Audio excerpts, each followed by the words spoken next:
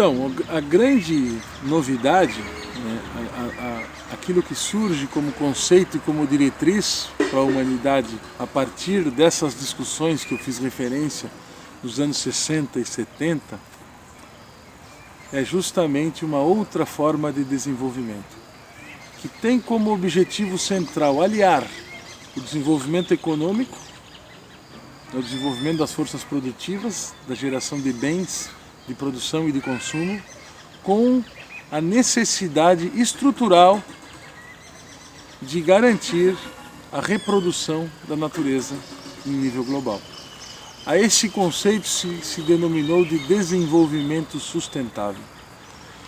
Isso balizou, né, as políticas e as ações no âmbito da grande maioria dos países, principalmente aqueles ligados às Nações Unidas. E isso teve desdobramento em nível local. Então, o que eu gostaria de começar a falar com vocês, para trazer um pouco para o nosso contexto, é como essas ações do movimento ambientalista e essa pauta, né, que tanto mobilizou a sociedade civil organizada, como influenciou as ações governamentais em âmbito do Estado, elas reverberaram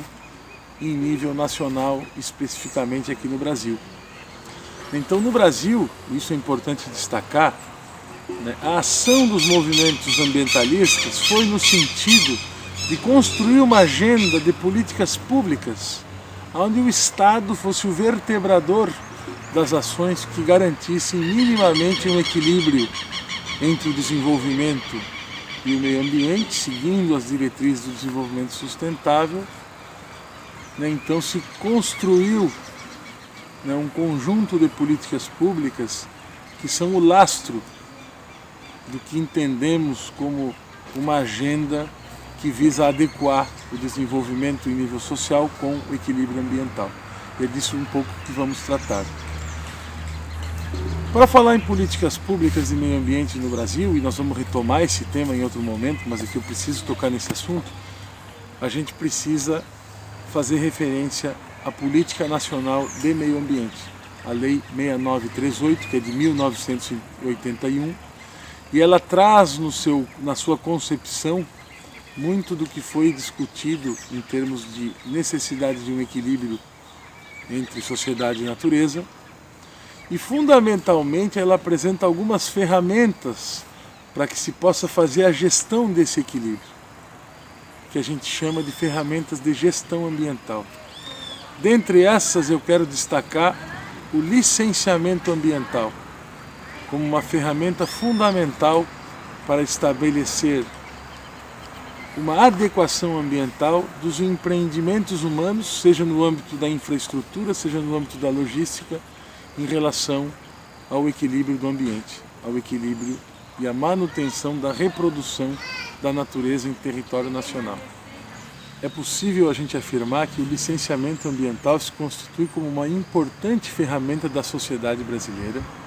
e que ela gera ganhos tanto do ponto de vista da qualidade do meio ambiente, como do ponto de vista da qualidade de vida das comunidades, trazendo um outro sentido de desenvolvimento.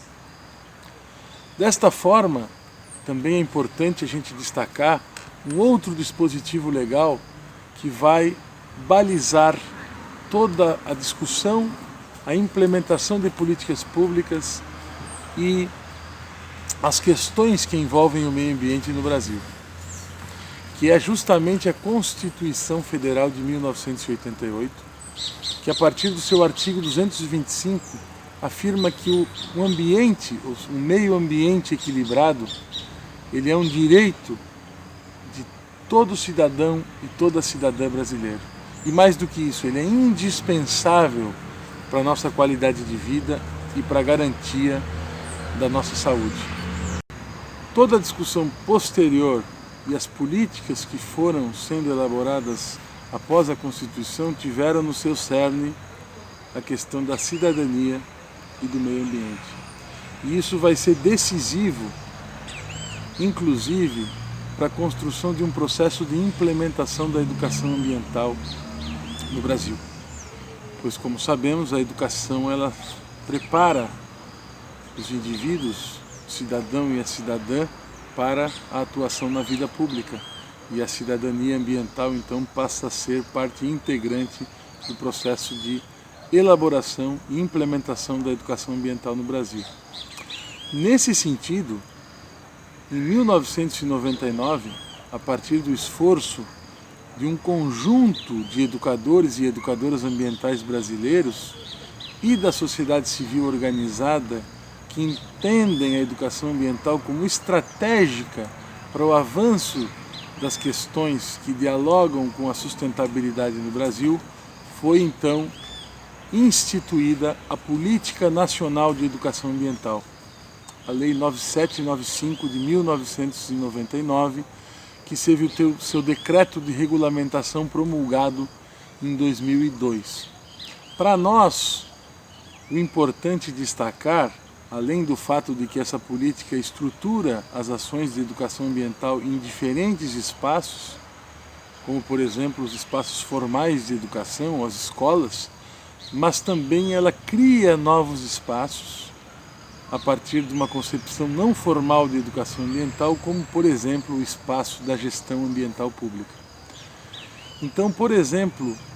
pela Política Nacional de Educação Ambiental, todos os empreendimentos licenciados no Brasil, eles têm que desenvolver processos de educação ambiental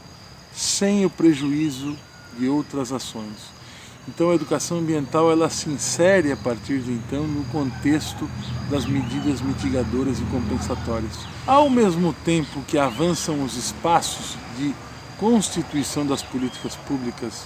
especificamente de educação ambiental no Brasil, o IBAMA, que é o órgão que regulamenta especificamente a questão do licenciamento, também vem desenvolvendo uma proposta de educação ambiental para ser desenvolvida nos espaços da gestão e especificamente do licenciamento.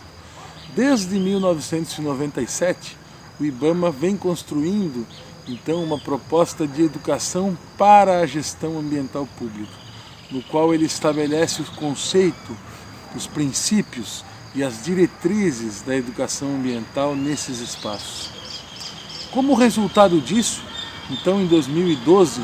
nós tivemos a promulgação da Instrução Normativa 02 de fevereiro de 2012. Essa instrução normativa, como o nome já diz, ela normatiza, ela estabelece as diretrizes para a implementação de programas de educação ambiental no espaço do licenciamento. O que é importante dizer, e nós vamos retomar isso? O objetivo principal da educação ambiental no espaço da gestão é criar as condições para que os grupos sociais diretamente afetados por esse empreendimento, ou seja, que a sua vida é interferida pela implantação do empreendimento, eles tenham condições de participar de maneira qualitativa do processo de gestão e do próprio processo de implantação do empreendimento, dentro, lógico, dos limites e das possibilidades específicas de cada espaço. Então isso é importante destacar. O outro objetivo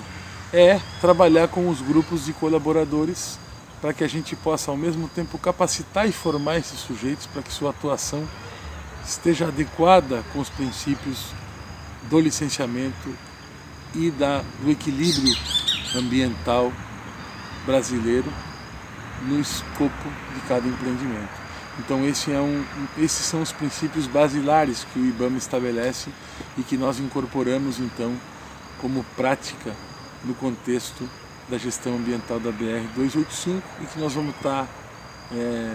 sempre que possível relacionando as práticas que nós desenvolvemos no espaço da gestão ambiental pública e os princípios norteadores, orientadores dessas práticas.